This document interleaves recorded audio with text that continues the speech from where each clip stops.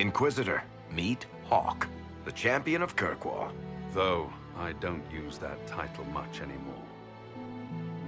Hawke, the Inquisitor. I figured you might have some friendly advice about Corypheus. You and I did fight him, after all.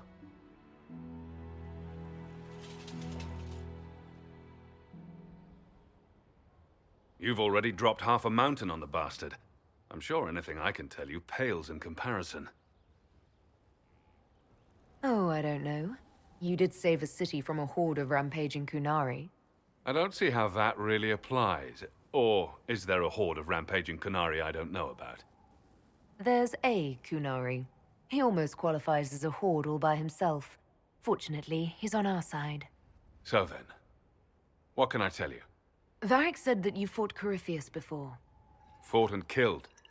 The Grey Wardens were holding him, and he somehow used his connection to the Darkspawn to influence them. Corypheus got into their heads, messed with their minds, turned them against each other. If the Wardens have disappeared, they could have fallen under his control again. So Corypheus has the Venatori, the Red Templars, and now possibly the Wardens as well. Wonderful. I didn't come this far just to give you bad news. I've got a friend in the Wardens.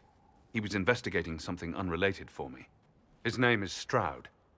The last time we spoke, he was worried about corruption in the Warden ranks. Since then, nothing. Corypheus would certainly qualify as corruption in the ranks. Did your friend disappear with them? No. He told me he'd be hiding in an old smuggler's cave near Crestwood.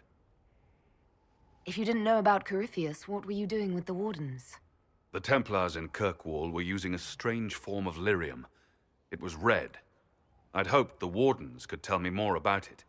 Corypheus had Templars with him at Haven. They looked like they'd been exposed to the lyrium you describe. Hopefully my friend in the Wardens will know more. I'll take any lead I can get at the moment. Good. I'll do whatever I can to help. Corypheus is my responsibility. I thought I'd killed him before. This time, I'll make sure of it. Inquisitor. You said you thought you killed Corypheus. The Grey Wardens had him imprisoned. They used my father's blood in a ritual to seal Corypheus inside. But he could still reach out and influence the Warden's thoughts. He sent them after me. And I didn't just think I killed him. When the fight was done, he was dead on the ground. Maybe his tie to the Blight somehow brought him back. Or maybe it's old Tevinter magic. But he was dead. I swear it. And where did you go after the mages rebelled? I heard the Chantry might be sending an exalted march to Kirkwall to put down the rebellion. I hoped that leaving would save lives and force the Divine to divide her forces to come after me. As it turned out, I needn't have bothered.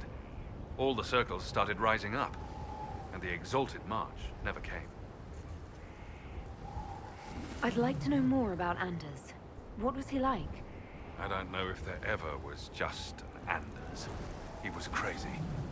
By the end, there was nothing left in him except this insane need to start a war no one could win.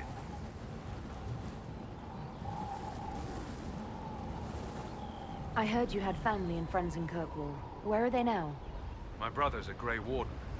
I had my friend Aveline take him as far from Orlais as possible. When all the Wardens started acting strangely, I had to keep my family safe. Fenris would have killed himself to protect me. I didn't want to give him that chance. I assume Varric's been feeding you information about the Inquisition. What did he say about me? Only good things, I promise. I was a little surprised, actually. Varric isn't one for religion in general, but he thinks highly of the Inquisition. I think the exact phrase was, "has a good shot at fixing Blondie's mess." We'll talk later. I'll meet you at Crestwood.